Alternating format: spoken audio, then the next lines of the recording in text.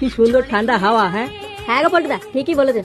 বুঝলি ল্যাংচা, ভাবছি বিড়ি সিগারেট মদ গাঁজা খাওয়া ছেড়ে দেবো, আবার আগের মতন ভালো হয়ে যাবো। হ্যাঁ গো পল্টুদা, ঠিকই বলেছেন। কদিন ধরে আমিও ভাবছিলাম নেশা করা ছেড়ে দেবো। কি বাড়া, কি শুনছি এগুলো আমি? তোরা বাড়া নেশা করা ছেড়ে দিবি? হ্যাঁ বাড়া, এগুলো শোনার আগে আমার গান মারা হয়ে গেল না কেন? সবাইকে তুই কি তোর মতন মাতাল চোদা মনে করিস নাকি?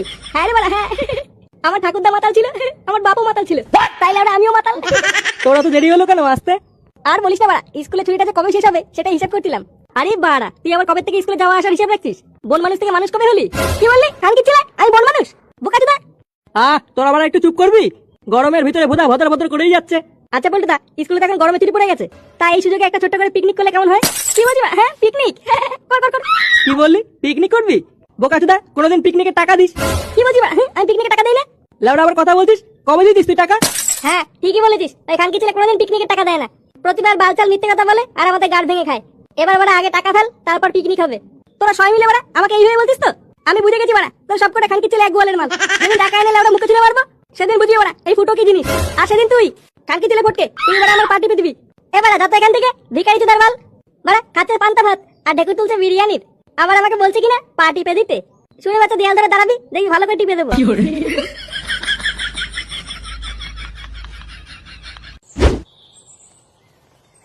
বাড়া, আমার একটু একটু করে জমানো টাকাগুলো সব গুদ মারা যাচ্ছে। লাউড়া, এই সেটা ভাঙা গরমে কে আবার ওকে পোয়াতে হতে বলেছিল? বাচ্চা হওয়ার বাড়া আর সময় পেল না। এমনিতেই বাড়া ঘরে 7-8টা বাচ্চা, তার উপরে আরো একটা এক্সট্রা।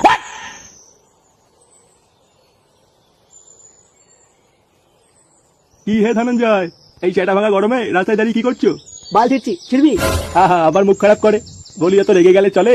কেন রাগ হবে না শুনি? বাড়া ঘরে 7-8টা বাচ্চা, তার উপর এই সেটা সেটা গরমে বউ আরো একটা বাচ্চা জন্ম দিচ্ছে। তাই জন্যই তো এটিএম থেকে টাকা তুলে নিয়ে যাচ্ছি। ওরে বাপরে, এ তো বিশাল ঠেলা।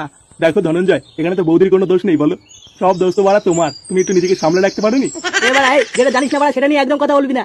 বোকাচোদা, 1 বছর হয়ে গেল এখনো পর্যন্ত আমি আমার বউকে ছুঁয়েও দেখিনি, আর তুই বাড়া বলছিস আমার দোষ?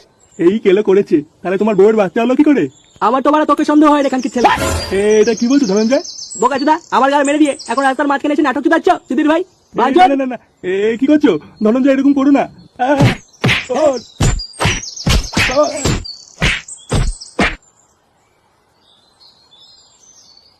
বাড়া জোর গলায় তো এত কথা বলে দিলাম, এবার একসাথে এতগুলো টাকা কোথায় পাবো?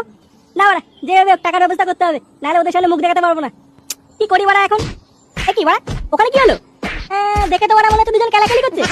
না বাড়া, গিয়ে দেখি তো ব্যাপারটা কি হলো।